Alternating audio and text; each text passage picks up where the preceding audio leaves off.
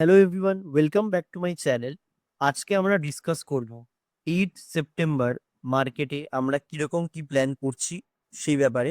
তার আগে আমরা যেরকম আগের দিনের ডিসকাশন করে নিই, সেই ব্যাপারে একটুখানি আলোচনা করে নিই যে আগের দিন আমাদের কি প্ল্যান ছিল এবং মার্কেট সেই লেভেলগুলোকে কোনোভাবে রেসপেক্ট করে কাজ করেছে কিনা। তো প্রথমেই চলে আসি নিফটিতে। নিফটিতে আমরা যে লেভেলে রেজিস্ট্যান্স মার্ক করেছিলাম, মার্কেট ওখান থেকে এক্সাক্ট ওপেন হয়, তার উপরে কোনো ক্যান্ডেল ক্লোজিং দেয় না। মার্কেট কিন্তু সেখান থেকে রিজেকশন হয়, নিচের সাইডে আসে। এবার এটা একটা লেভেল আমার গেল নিফটির ক্ষেত্রে। ব্যাংক নিফটি দেখি, ব্যাংক নিফটিতে এক্সাক্ট যেখানে রেজিস্ট্যান্স সেখানে মার্কেট ওপেন হয়, সেখান থেকে সোজা ফল আসে। সেন্সেক্স এক্সাক্ট যে লেভেল ছিল সেখান থেকে মার্কেট রেজিস্ট্যান্সে ওপেন হয়, সেখান থেকে ফল আসে। যদি এই রেজিস্ট্যান্সগুলো মনে হয় যে এখন আমি জোড়াতালি দিয়ে লাগিয়ে দিয়েছি, তো আগের দিনের ভিডিওটা মানে আপনারা গিয়ে ফ্রাইডে অর্থাৎ 5th সেপ্টেম্বরের রাত্রিবেলা আমি বানিয়েছিলাম, মানে আপনার 5th-এই দেখাবে। তো 5th সেপ্টেম্বরে অ্যানালিসিস ভিডিও বলে আমার চ্যানেলে আপনি পেয়ে যাবেন, ডেলি অ্যানালিসিস ভিডিওতে। ওখানে গিয়ে আপনারা চেক করতে পারেন, এই লেভেলগুলো এক্স্যাক্টলি মেনশন ছিল। এবারে আগের দিনের কি ট্রেড হয়েছিল সেটা দেখি। লেভেল তো মার্ক হয়েছে। এবার আমরা বলেছিলাম আগের দিন যে আমরা স্ক্যাল্পিং ছাড়া বড় কোনো মুভের প্ল্যান করবো না, কেননা আমার মার্কেট কিন্তু একটু কনফিউজিং লাগছিল, আমি বলেছিলাম। তো লেভেল এখানে আসে দেখি, কিন্তু আমি সকালবেলার দিকে অ্যাভেলেবেল থাকতে পারছি না, তো আমি ছিলাম না এখানে। তো মার্কেটে যখন ক্লোজিং প্রাইসের এইরকম এরিয়া মার্কেট যখন ব্রেক করে, সেই সময় আমি কিন্তু একবার মার্কেটে আসি, কিন্তু আমি এই ফলটা ক্যাপচার করি না, কেননা এখান দিয়ে সেলিং অলরেডি আসছিল। ঠিক আছে, মার্কেট আসে এখানে, এখান থেকে পুল ব্যাক দেয়। তারপর যখন এখান থেকে একটা বলা যেতে পারে এখানে একটা বিয়ারিশ হারামি টাইপের ক্যান্ডেল বানায়, ঠিক আছে, সেখানে আমি মোটামুটি ক্যান্ডেল স্টিকের নাম নিয়ে অত বেশি প্রেশার নেবেন না। মোটামুটি এখানে আসলো, রিটেস্ট করে আবার যখন সেলিং আসছে, সেখান থেকে আমি কিন্তু একটা প্ল্যান করি এখানে এসএল রেখে। তো মার্কেটে একটা ডিএলওর কাছে অব্দি প্ল্যান ফার্স্টে ভেবেছিলাম করব, কিন্তু যেহেতু আমার মানে অত বেশি পয়েন্ট ক্যাপচার করার প্ল্যান ছিল না, কেননা আমার সেদিন এটাই ভিউ ছিল যে আমি লস দেবো না মার্কেটে, যেই প্রফিটটা আমার হয়েছে সেটাকেই আমি মানে বাঁচিয়ে রাখার জন্য বেশি প্ল্যান করবো। তো হতে পারতো আমি এইখানে যখন মানে মার্কেট নিচে আসলো, এখানে বুক না করে যদি ওরা শুরু করছে, হয়তো মার্কেট উঠে গেল। তো আমার এখানেই যখন আমি ব্রেক করলো, এখানে ট্রেড নিয়েছি, একটা পুল ব্যাক দিয়ে যেই ব্রেক করলো, আমি এখানেই বেরিয়ে গেছি ছোট মুভ নিয়ে। খুব বেশি পয়েন্ট আমরা ক্যাপচার করিনি, একদমই স্মল মুভ বলা যেতে পারে। মানে প্রিমিয়ামের ওপর 10%-এর কাছাকাছি জাস্ট বুক হয়, মানে 100 টাকার প্রিমিয়াম হলে জাস্ট 10 টাকা, এরকম টাইপের মুভ ক্যাপচার করে কিন্তু বেরিয়ে গেছি। তো বিশাল কিছু মেজার মুভ আগের দিন ক্যাপচার হয়ওনি, আর আমার প্ল্যানও ছিল না ট্রেডিং এ। তো একটা ট্রেড নিয়ে আমার কিন্তু মানে দিন কিন্তু এনডব্লিউ করেছিলাম, মানে মেন অ্যাকাউন্ট যেটা সেটার কথা বলবো। এবারে কথা হচ্ছে কালকের দিনে মার্কেটে আমরা কি কিভাবে প্ল্যান করতে পারি একটু দেখি। মার্কেট এখানে আপসাইডে গেছে, তো আমাদের এখানে বলা যেতে পারে পজিশনাল কিছু বায়াররা চলে আসবে। মানে পজিশনাল বায়ার বলতে আমরা বলতে পারি উইকেন্ড ছিল, তো অনেক পুট সেলার আসতে পারে। তো মার্কেট যদি কালকে গ্যাপটাও ওপেন হয়, মানে মোটামুটি যদি আমি বলি 700-র নিচে এরকম জায়গায় যদি ওপেন হয়, তাহলে প্রথমে প্রাইস অ্যাকশন দেখবো আমরা, 700 ওপেন হয়ে এরকম মানে রিকভার করছে কিনা। যদি মার্কেট অল্প রিকভার করে ডেলও ব্রেক করে, ওখানে আমি সেলিং এর প্ল্যান করব। আর মার্কেটে যদি গ্যাপ আপ ওপেন হয়, ধরে নিন এরকম জায়গাতে ওপেন হলো, এরকম মানে 800-র নিচে কিন্তু বলছি, 800-এর নিচে এরকম জায়গায় হলো, তাহলে কিন্তু এখানেও আমি নেগেটিভ প্রাইস অ্যাকশন থেকে সেল করতে পারি। মানে এরকম এই এসে এই লো ব্রেক করলো তখন। ঠিক আছে, এবার এক্ষেত্রে কি হবে প্রবলেম একটা বলি, এখানে ক্লোজিং প্রাইস আছে বলে সামনে মার্কেট এখানে এসে আবার 20 ডলার। তো এইখান থেকে সেলিং করে আমাকে ছোট পয়েন্ট ক্যাপচার করতে হবে প্রথম পা। সেকেন্ডে আবার যদি মানে রি এন্টার করার সুযোগ দেয়, তখন আমি আবার ক্লোজিং প্রাইস ব্রেক করার জন্য আবার ট্রেড দেবো। কিন্তু প্রথম ট্রেডটা এখানে এসে আমার প্রফিট বুক করতে হবে। তারপর ধরুন আবার সাইড ওয়েজ ব্রেক করছে, সেকেন্ড বার আমি তখন বড় পয়েন্টের ক্যাপচার করার চেষ্টা করবো। যদি গ্যাপ ডাউন যদি ওপেন হয়, সেখানে কিন্তু আমার পরের সাপোর্ট এখানে 24,600, আমি বলবো 24 এরকম এরিয়াতে সাপোর্টটা থাকবে। তো এখানে অব্দি আমার টার্গেট থাকবে যদি গ্যাপ ডাউন ওপেন হয়। ঠিক আছে, মানে এখানে আমার 670-র কাছে যদি ওপেন হয়, একটা নেগেটিভ প্রাইস অ্যাকশন যদি মার্কেটে পেয়ে যাই, আমার এই 600 অব্দি, আমি এই 624 অব্দি একটা টার্গেট রাখবো।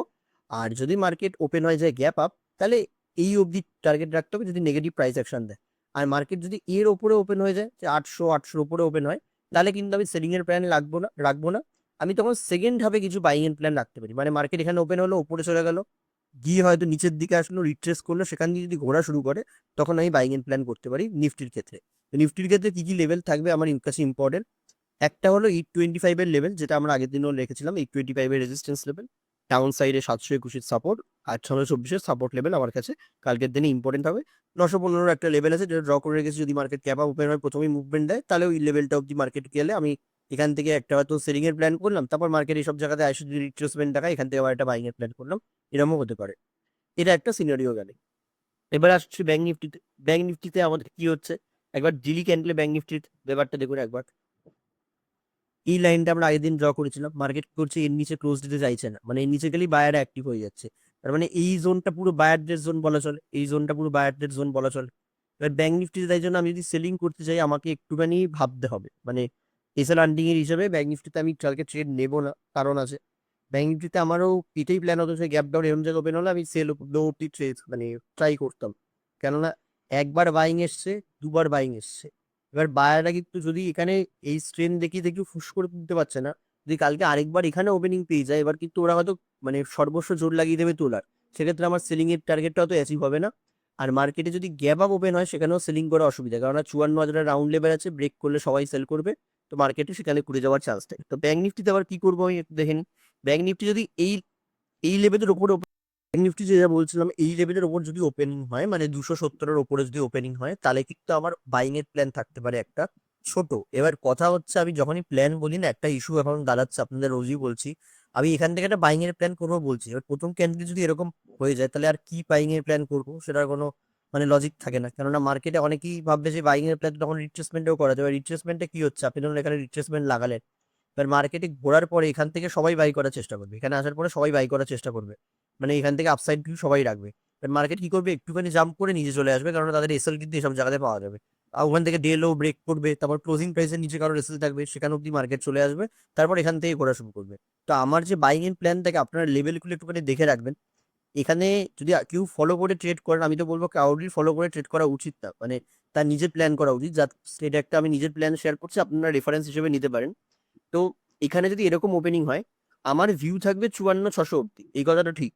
এবার যদি এখানে স্ট্রং এত বড় ক্যান্ডেল বানিয়ে দেয় তাহলে আমরা কি জানি আমাদের রিস্ক রিভার মেনটেন করতে হয়। এবার রিস্ক রিভার এখানে আমি কোথায় রাখবো, আমার এসএল যদি এখানে থাকে, আমার রিভার যদি এখানে থাকে, তাহলে আমার 470 এন্ট্রি 600 টার্গেট, 130 পয়েন্টের আমার টার্গেট থাকলো, আর এসএল এখানে 400 পয়েন্টে থাকছে, সেটা তো হতে পারে না। আর রিট্রেসমেন্টে বাই করলে আমি বলে দিলাম কি হবে, কারণ রিট্রেসমেন্টে সবাই বাই করতে যাবে, তাদের এসএল রিট্রেসমেন্ট জোনের নিচে থাকবে বা এখানে থাকবে বা ক্লোজিং প্রাইসের নিচে থাকবে, তখন কিন্তু মার্কেটে আমার ট্রেডটা অত বেশি সফল হবে না। তার থেকে মার্কেটে যদি ছোট একটা ক্যান্ডেলস্টিক বানায় সেখানে আমি হাই ক্রস করলে একটা লং সাইডে ট্রেড নিতে পারি। তো কিরকম ক্যান্ডেলস্টিক বানাচ্ছে, কিরকম প্রাইস অ্যাকশন বানাচ্ছে সেটাও কিন্তু যথেষ্ট ইম্পর্টেন্ট। আর লেভেলগুলো মাথায় রাখবেন যে 600 এখানে আমার রেজিস্ট্যান্স, 270 আমার কাছে রেজিস্ট্যান্স হিসেবে কাজ মানে আমি মার্ক করেছি, এখানে 53,624-এর কাছাকাছি মার্কেটে কিন্তু একটা সাপোর্ট আমরা দেখতে পাচ্ছি। তাহলে আমাদের কি হলো, ব্যাংক নিফটিতে কিন্তু আমরা যে প্ল্যানটা করলাম আপসাইডে আমার এখানে বাইং এর প্ল্যানটা থাকবে, ডাউন সাইডে ব্যাংক নিফটি আমি সেলিং এর প্ল্যান করবো না। সেন্সেক্স এর কি লেভেল আছে, সেন্সেক্সে 81,016 যে লেভেলটা আমরা আগের দিন মার্ক করেছিলাম মার্কেট এক্স্যাক্টলি কাজ করেছিল, সেই লেভেলটা আমাদের কাছে থাকছে 81,387। এই লেভেলটা আমাদের কিন্তু আগে একবার রেজিস্ট্যান্স হিসেবে আমরা মার্ক করেছিলাম এবং এই লেভেলটা কিন্তু এখনো ইম্পর্টেন্ট হিসেবে কাজ করবে মার্কেটে, এবং 80,295 এই লেভেলটাও আছে। আর সেন্সেক্সে আজকের ক্লোজিংটা ঠিকঠাক আছে, মানে গতকাল শুক্রবারের ক্লোজিংটা সেন্সেক্স যদি গ্যাপ ডাউন ওপেন পাই এরকম জায়গাতে মোটামুটি 80,665 তাহলে কিন্তু সিলিং এর প্ল্যান করবো আমি গেলো অব্দি, এখানে অসুবিধা রাউন্ড লেভেল নেই। যে আপসাইডে আবার রাউন্ড লেভেল আছে, তো আপসাইডে যদি মার্কেট এখানে যায় ব্রেকআউট দেয় বাই করা যাবে না, কারণ রাউন্ড লেভেল আছে, উপরে গেলে সবাই বাই করবে, সেখান থেকে মার্কেট কিন্তু ওদের এসএল কে নিয়ে চলে আসতে পারে। তো সেন্সেক্স আবার আপসাইডে প্ল্যান করা যাবে না, সেন্সেক্সে ডাউন সাইডে প্ল্যান করা যাবে। তো ব্যাংক নিফটি, সেন্সেক্স আর নিফটির প্ল্যানটা আমরা বললাম। তো আশা করি আপনাদের ভিডিওটা ভালো লেগেছে। আর আর একটা কথা আপনি একটু বলে রাখি, আমাদের একজন মানে গ্রুপ মেম্বার একজন জিজ্ঞেস করছিলেন যে ইন্ডিয়া ভিক্স এর ব্যাপারে। তো ইন্ডিয়া ভিক্স আমরা জানি ভলাটিলিটি ইন্ডেক্স, ঠিক আছে, তো ইন্ডিয়া ভিক্স কিন্তু এখন 10.7 মানে অলমোস্ট 10.8 ওরকম জায়গাতে আছে। তো আমরা একটা জিনিস দেখবো যে ইন্ডিয়া ভিক্স তো অ্যাকচুয়ালি একটা ভোলাটিলিটি ইন্ডেক্স। তো ইন্ডিয়া ভিক্স কিন্তু মানে দুরকম ভাবে দেখুন কাজ করে, ঠিক আছে। এটা মার্কেটে আপনি যদি দেখেন ইমপ্লয়েড ভোলাটিলিটি যেটা সেটা বোঝায়, মানে মার্কেটে অ্যাকচুয়ালি সেলাররা যারা প্রিমিয়াম সেল করছে বা মার্কেট পার্টিসিপেন্ট বলা চলে তারা কিন্তু মার্কেটে একটা ভোলাটাইল কিরকম হবে তার প্রেডিকশন করে বা একটা ভোলাটিলিটিকে এক্সপেক্ট করে চলে, সেই অনুযায়ী দেখে বোঝা যাচ্ছে এটা খুবই কম ভিক্স। কিন্তু ব্যাপারটা হলো যখনই যখনই কম ভিক্স হয় তখন কিন্তু সাবধান হওয়ার আরো বেশি কারণ হয়ে পড়ে, কেননা মার্কেটে বোঝা যায় সবাই খুবই ওভার কনফিডেন্ট হয়ে পড়ছে যে মার্কেটে মুভমেন্ট আসবে না। জেনারেলি অনেকে ভিক্সটাকে এভাবে দেখে যে মার্কেটে ভিক্স কম বলে আমরা বেশি মুভমেন্ট এক্সপেক্ট করবো না, আমি বলবো উল্টো। ভিক্স যদি কম থাকে, যদি মার্কেটে একটা কোনো প্যানিকের খবর চলে আসে বা যদি একটা গ্যাপ ডাউন হয়ে যায়, তাহলে যদি প্রিমিয়াম একবার জাম্প করা শুরু করে তাহলে কিন্তু অনেকের রেসাল্ট খেতে খেতে খেতে খেতে যাবে আর প্রিমিয়াম বুম বুমিয়ে জাম্প করবে। তো প্রিমিয়াম কম ভিক্স কম দেখে যে মার্কেট যে খুব সেফ বলাটা ভুল। হ্যাঁ মার্কেট এতটাই সেফ সবাই এক্সপেক্ট করে রেখেছে, তো অ্যাক্সিডেন্ট হওয়ার চান্সটাও বেশি থাকে।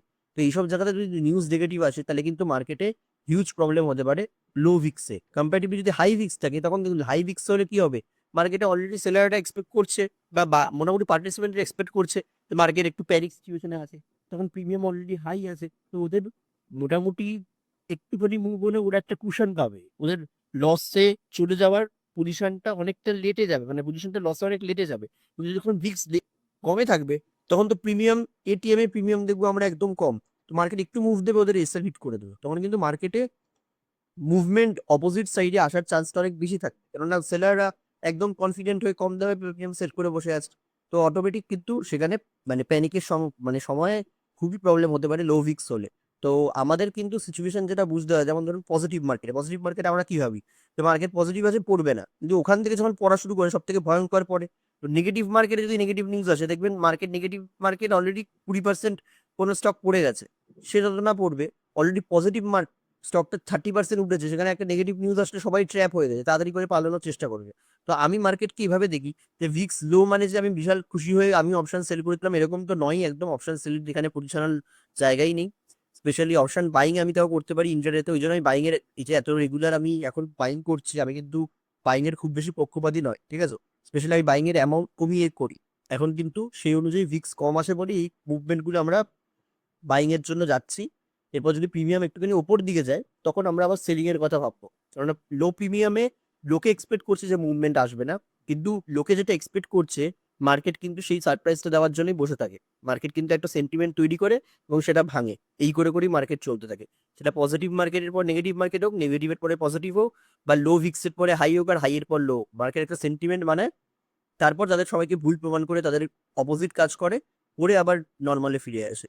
তো এইভাবেই কিন্তু মার্কেট কাজ করে। তো লো ইন্ডিয়া ভিক্স নিয়ে বিচার কিছু চাপ নেওয়ার কিছু নেই, আপনার মানে লো হাই যাই হোক না কেন এখন তো মানে বেশিরভাগ লোকই আমি জানি অপশন বাইং করছে, স্পেশালি যারা মানে যিনি কোশ্চেনটা করেছিলেন তিনিও বাইং দিকেই ফোকাস করছেন। তো আমি বলবো এখন বাইং এর যদি ফোকাস করেন বেশি চাপ নেওয়ার দরকার নেই, লেভেল টু লেভেল কাজ করুন, পরে যদি ফিক্স মানে ওপরের দিকে যায় তখন আমরা অপশন সেলিং পজিশনের কথা ভাব। তো আজকের ভিডিও এটুকুই, ভালো লাগলে লাইক কমেন্ট সাবস্ক্রাইব করবেন, থ্যাংক